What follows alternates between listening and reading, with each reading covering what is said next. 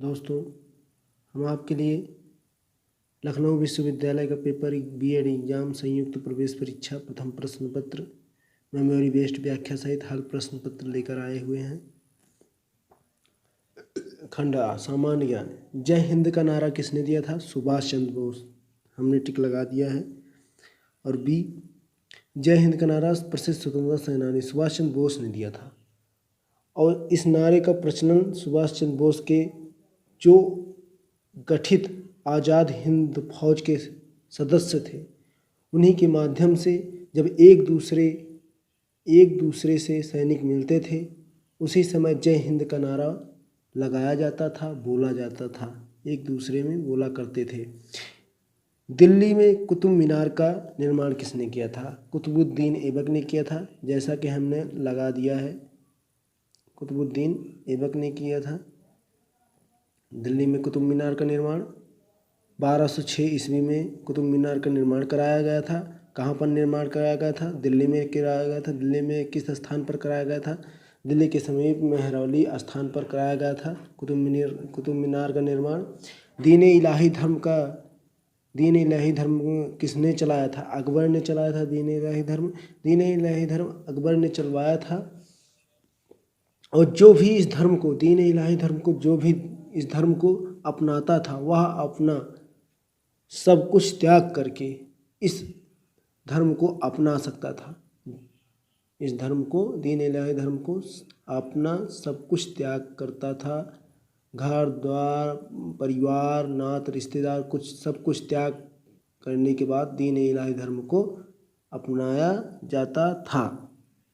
कब अपनाया? ये दीन इलाही धर्म कब चलाया गया? 1582 ईस्वी में दीन इलाही धर्म को चलाया गया। 1582 ईस्वी में दीन इलाही धर्म को 1582 ईस्वी में चलाया गया। उसके बाद मोहम्मद बिन तुगलक ने अपनी राजधानी दिल्ली से देवगिरी स्थानांतरित की तथा इसका नाम रखा दौलताबाद। मोहम्मद बिन तुगलक ने दिल्ली राजधानी से देवगिरी स्थानांतरित किया, दौलताबाद इसका नाम रख दिया। और तुगलक राज्यों के माध्यम से स्थित होने वाले वाह्य आक्रमणों की सुरक्षा की दृष्टि से मोहम्मद बिन तुगलक ने अपनी राजधानी दक्षिण भारत में स्थापित की।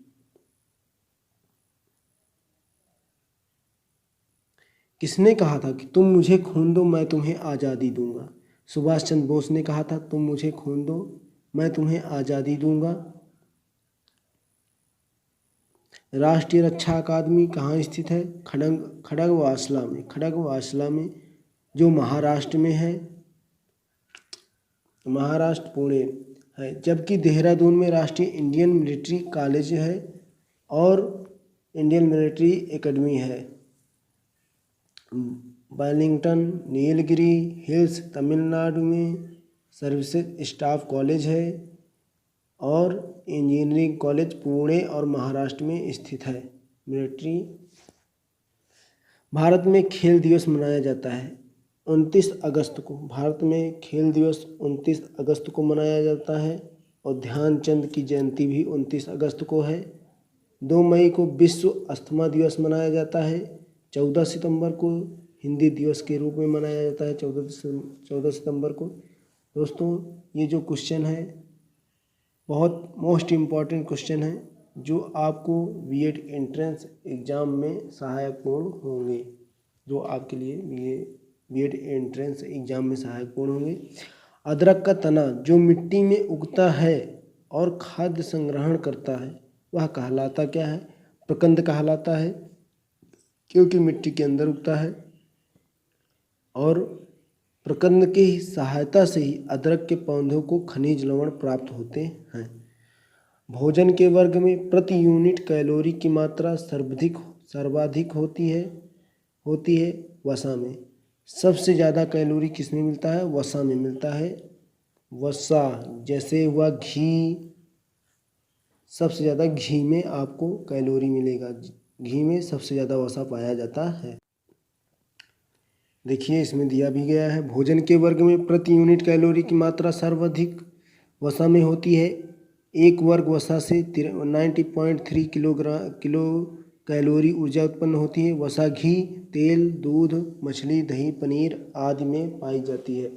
निम्न में से कौन सा रोग कीट के काटने से होता है? डेंगू। डेंगू रोग जो है कि डेंगू एक कीड़ा है। डेंगू रोग जो है और मच्छर के काटने से होता है। मच्छर, और मच्छर क्या है? एक कीट है। मच्छर क्या है? एक कीट है। स्कर्वी जो है एक रोग है। निमोनिया जो है एक रोग है। दमा जो है एक रोग है। ये सब रोग हैं जो किसी न किसी की कमी के कारण होते हैं, मगर डेंगू जो है डेंगू कीट के काटने से होता है, वो भी मच्छर। कुनैन जो मलेरिया के लिए एक प्रमुख औषधि है, वह प्राप्त होती है सिनकोना से। सिनकोना से। सिनकोना एक आवृत्तीय पौधा है जिसकी छाल से कुनैन नामक औषधि प्राप्त की जाती है, बनाया जाता है। और औषधि का इस सिनकोना औषधि का मलेरिया नामक रोग के उपचार में प्रयोग किया जाता है। एयरलाइंस गोल्ड कप का संबंध है फुटबॉल। फुटबॉल एयरलाइंस स्वर्ण कप है, फुटबॉल से संबंधित है। फुटबॉल संबंधित अन्य कप भी हैं।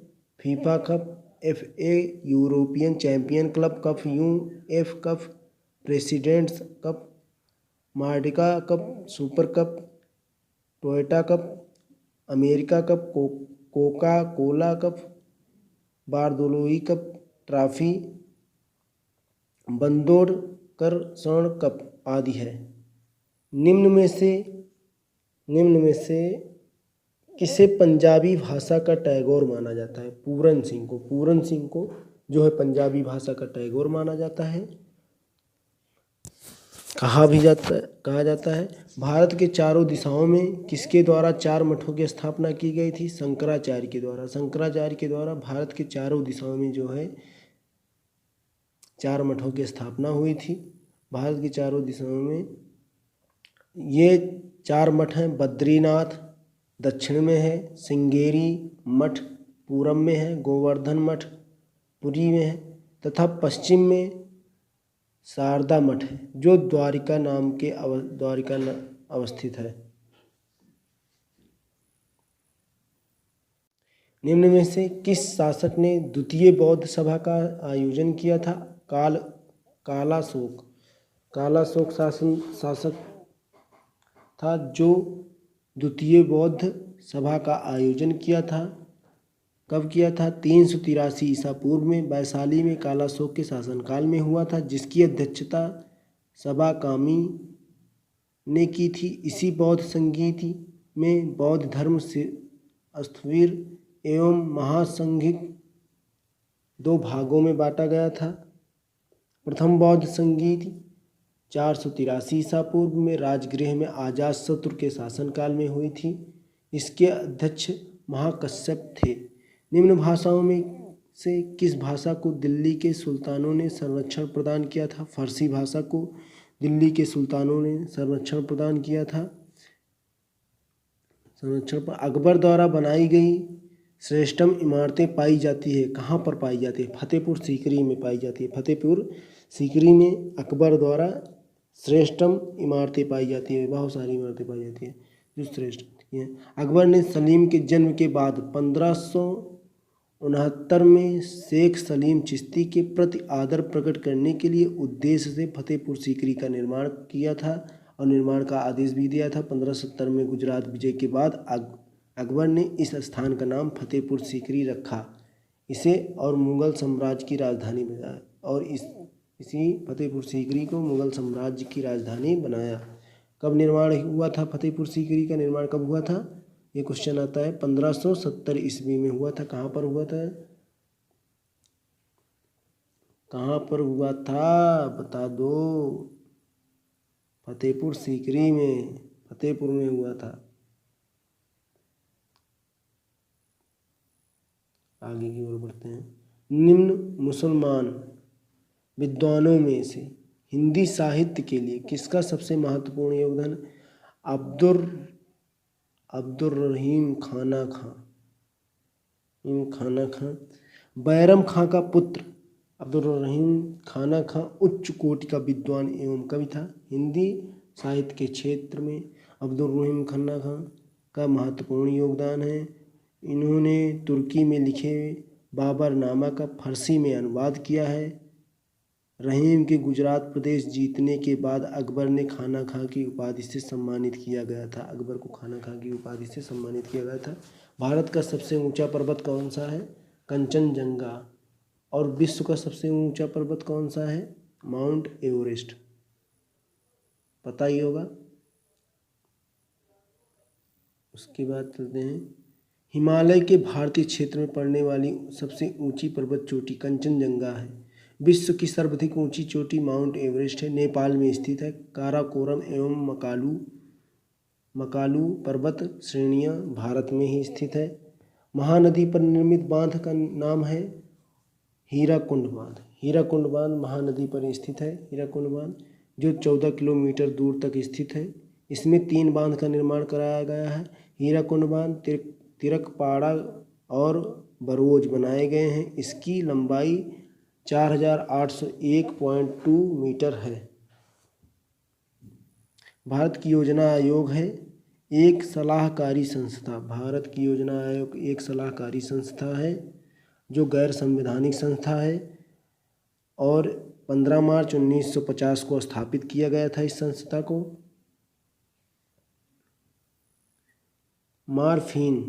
मॉर्फिन किससे प्राप्त होती है? फल से। मॉर्फिन किससे प्राप्त होती है? फल से। मॉर्फिन अफीम है। अफीम एक नशीला पदार्थ है जो फल से बनाया जाता है। फल से ही अफीम का निर्माण किया जाता है। सास बहू का मंदिर स्थित है नागदा में। राजस्थान में जो राजस्थान शहर में नागदा है, जो मंदिर जयपुर जनपद के नागदा स्थान पर स्थित है। ग्रैंड स्लैम किस खेल से जुड़ा है? ग्रैंड स्लैम किस खेल से जुड़ा है? लाल टेनिस से ग्रैंड स्लैम जुड़ा है। और लाल टेनिस में ऑस्ट्रेलियाई, फ्रेंच, अमेरिकी एवं विंबलडन के एक ही वर्ष में लगातार चारों के विजेता को ग्रैंड स्लैम विजेता कहा जाता है। भारतीय संविधान की किस धारा के अंतर्गत राष्ट्रपति किस प्रदेश में राष्ट्रपति शासन लागू करते हैं? धारा 356 के अंतर्गत राष्ट्रपति शासन लागू करता है और राज्यपाल के प्रतिवेदन पर या अन्य किसी प्रकार से समाधान हो जाए कि राज्य में संवैधानिक तंत्र विफल हो गया है तो वह संकट काल की घोषणा में राष्ट्रपति 6 माह के लिए राष्ट्रपति शासन लागू कर सकता है या किया जा सकता है। इतिहास के पिता की पदवी सही अर्थों में निम्न में से किससे संबंधित है? हेरोडोटस को इतिहास के पिता की पदवी सही अर्थों में निम्न कहा जा सकता है या कहा जाता है। यूनानी इतिहास शास्त्र का वास्तविक जन्मदाता हेरोडोटस हैं, इसीलिए इसे इतिहास का पिता भी कहा गया है। पश्चिमी दुनिया में हिस्ट्री शब्द का प्रयोग सर्वप्रथम इसी ने किया था, हेरोडोटस ने ही किया था, जिसका अभिप्राय खोज एवं अनुसंधान था। कार्बन डेटिंग का प्रयोग किसकी उम्र निर्धारित करने के लिए किया जाता है? फॉसिलिस की। कार्बन डेटिंग द्वारा फॉसिलिस की आयु की गणना की जाती है। इसकी खोज एफ लिम्बी ने की थी। चट्टानों की आयु गणना यूरेनियम लेड विधि से की जाती है, जबकि वृक्षों की आयु वार्षिक वलयों की गणना द्वारा की जाती है। उज्जैन का प्राचीन काल में नाम क्या था? अवंतिका। उज्जैन का नाम प्राचीन काल में अवंतिका था। 16 महाजनपदों में अवंतिका जनपद पश्चिम में था, जिसकी राजधानी उज्जैनी थी। तक्षशिला उत्तर पश्चिम में स्थित गांधार की राजधानी थी, जबकि इंद्रप्रस्थ खांडव वन के स्थान पर पांडवों ने बसाया था, जो उनकी प्रारंभिक राजधानी थी तथा जो दिल्ली के निकट स्थित है। इस समय आप देख भी सकते हैं, महाभारत चल रहा है लॉकडाउन के समय, तो आप महाभारत ज़रूर देखिए। वैसे क्योंकि अच्छी चीज़ देखेंगे तो तभी अच्छे अच्छे विचार आएंगे मन में। चरक संहिता, चरक संहिता नामक पुस्तक किस विषय से संबंधित है? चिकित्सा, चिकित्सा विषय से संबंधित है चरक संहिता नामक पुस्तक। खजुराहो के मंदिरों का निर्माण किसने किया था?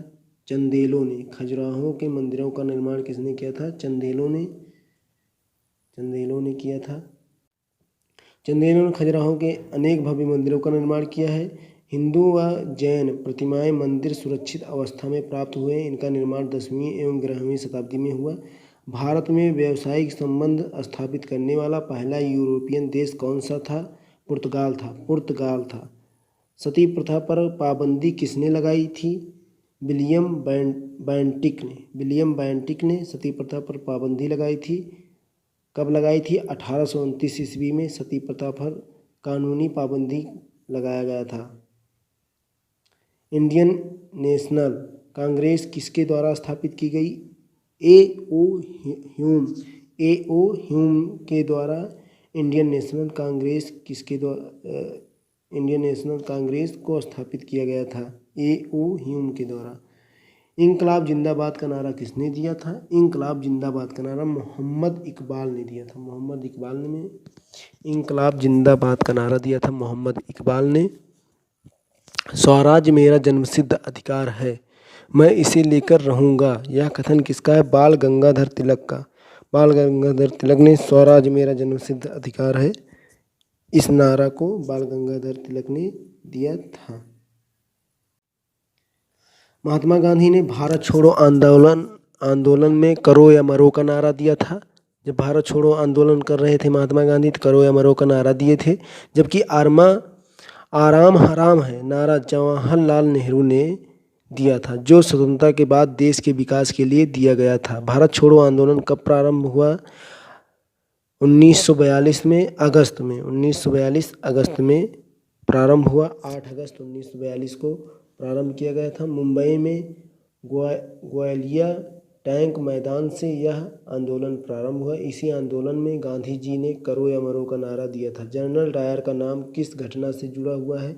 जलियांवाला बाग हत्याकांड, जो 1919 ईस्वी में जलियांवाला बाग हत्याकांड हुआ था जनरल डायर के काल में। यह 13 अप्रैल 1919 को घटी थी। निम्नलिखित में से सबसे प्राचीन पर्वत श्रृंखला कौन सी है? आरावली पर्वत है जो सबसे प्राचीन है। नर्मदा नदी का उद्गम कहाँ से होता है? अमरकंटक से। नर्मदा नदी का उद्गम अमरकंटक से होता है, अमरकंटक से होता है। और भेड़ा घाट में नर्मदा नदी पर धुआंधार प्रपात का निर्माण होता है। अंडमान व निकोबार बंगाल की खाड़ी में द्वीप समूह है। अंडमान और निकोबार बंगाल की खाड़ी में द्वीप समूह है। ग्रेट निकोबार बंगाल की खाड़ी में स्थित है, जिसका सबसे दक्षिणतम बिंदु इंदिरा पॉइंट के नाम से विख्यात है। न्यूज प्रिंट का सर्वप्रथम प्लांट कहाँ पर स्थापित किया गया था? मध्य प्रदेश में। सूर्य ग्रहण कब होता है? चंद्रमा जब सूर्य व पृथ्वी के बीच आता है तो सूर्य ग्रहण होता है। 24 अक्टूबर 1995 को भारत व एशिया के अन्य देशों में पूर्ण सूर्य ग्रहण लगा था। निम्नलिखित में से कौन सा ग्रह पृथ्वी से सबसे निकटतम ग्रह है? मंगल ग्रह जो है पृथ्वी के सबसे निकटतम ग्रह है। और सूर्य के सबसे निकटतम ग्रह कौन सा है? बुध है। सूर्य के सबसे निकटतम ग्रह बुध है।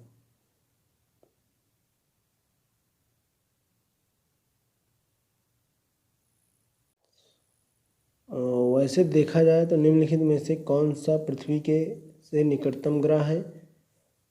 शुक्र को माना जाता है, मगर यहाँ पर मंगल है दूसरे नंबर पर। मंगल, शुक्र के बाद मंगल आता है पृथ्वी के सबसे निकटतम ग्रह के रूप में।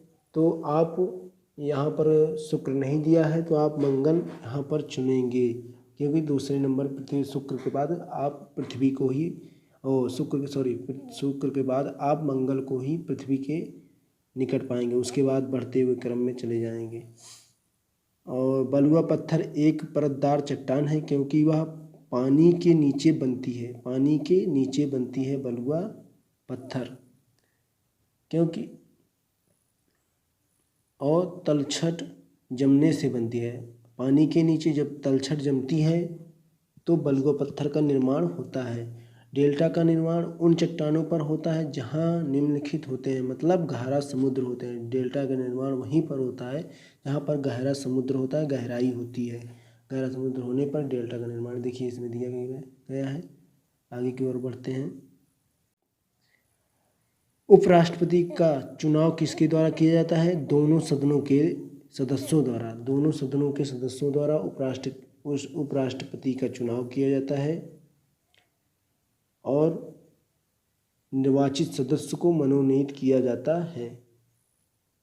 कौन सी नकदी फसल के निर्यात से अधिकतम विदेशी मुद्रा प्राप्त होती है? चाय एक ऐसी नकदी फसल है जो निर्यात करने से अधिकतम विदेशी मुद्रा प्राप्त होती है क्योंकि चाय को हर एक कंट्री में पिया जाता है, बनाया जाता है, तो सप्लाई करने पे बहुत सारे धन प्राप्त होते हैं। विदेशी मुद्रा भारत में बहुत आते हैं चाय के द्वारा। पालक के पत्तों में निम्नलिखित में से किसकी मात्रा सबसे अधिक होती है? आयरन। यह क्वेश्चन आया था 2019 में और 2015 में भी आया था। पालक के पत्तों में निम्नलिखित में से किसकी मात्रा सबसे अधिक होती है? आयरन की मात्रा सबसे अधिक होती है। और कार्बोहाइड्रेट मुख्यतः किस में पाए जाते हैं? गेहूँ, चावल, मक्का, बाजरा और आलू में पाए जाते हैं। हल्दी के पौधों को खाने लायक हिस्सा कौन सा होता है? प्रकंद। अभी मैंने एक क्वेश्चन पहले भी बताया था, यह दूसरा क्वेश्चन आ गया। जबकि आम, पपीता, अमरूद आदि का जाने वाला हिस्सा उसका फल होता है। पराध्वनिक जेट की उड़ान के कारण क्या उत्पन्न होता है? हवा में प्रदूषण उत्पन्न होता है। पराध्वनिक जेट विमानों द्वारा प्रयुक्त ईंधन के जलने से उत्पन्न कार्बन डाइऑक्साइड तथा कार्बन मोनोऑक्साइड के कारण बड़ी मात्रा में वायु प्रदूषण होता है। दोस्तों, मैं क्वेश्चन कुछ इम्पोर्टेंट बता देता हूँ। वैसे ही भारत की पहली मुस्लिम शासिका कौन थी आप बता सकते हैं? रजिया सुल्तान। भारत की पहली मुस्लिम शासिका रजिया सुल्तान थी जो इल्तुतमिश की पुत्री थी। रजिया सुल्तान, इसको भारत की पहली मुस्लिम शासिका बनाया गया था। किस दिन विश्व उपभोक्ता दिवस मनाया जाता है? 15 मार्च को विश्व उपभोक्ता दिवस मनाया जाता है। विश्व उपभोक्ता दिवस। किस रेलवे स्टेशन को भारत का सबसे साफ सुथरा रेलवे स्टेशन घोषित किया गया था? सूरत को। सूरत एक ऐसा रेलवे स्टेशन है जिसे भारत का सबसे साफ सुथरा रेलवे स्टेशन घोषित किया गया था। बीएसएफ की स्थापना किस वर्ष की गई थी? 1965 ईस्वी में बीएसएफ की स्थापना की गई थी। 1965 ईस्वी में। केंद्रीय सूचना आयोग की स्थापना किस वर्ष की गई थी? 2005 में। केंद्रीय सूचना आयोग की स्थापना 2005 में की गई थी। अमेरिका में सबसे अधिक भाषा क्या बोली जाती है? आप बता सकते हैं अमेरिका में सबसे अधिक भाषा क्या बोली जाती है? कमेंट जरूर करिएगा। हिंदी भाषा बोली जाती है। हिंदी भाषा अमेरिका में सबसे अधिक भाषा बोली जाती है। किस देश ने 30 दिनों तक आपातकालीन की घोषणा की थी? मालदीव देश एक ऐसा देश था जिन्होंने 30 दिनों तक आपातकालीन की घोषणा की थी विपदा आने की वजह से। सिखों के प्रथम गुरु कौन थे? गुरु नानक देव। सिखों के प्रथम गुरु गुरु नानक देव थे। आर्य समाज के संस्थापक कौन थे? स्वामी दयानंद सरस्वती। ये सिंपल क्वेश्चन आंसर हैं जो हम आपको बता रहे हैं। और रामायण में राम के भ्राता लक्ष्मण की माता कौन थी? राम के भ्राता लक्ष्मण की माता कौन थी? सुमित्रा।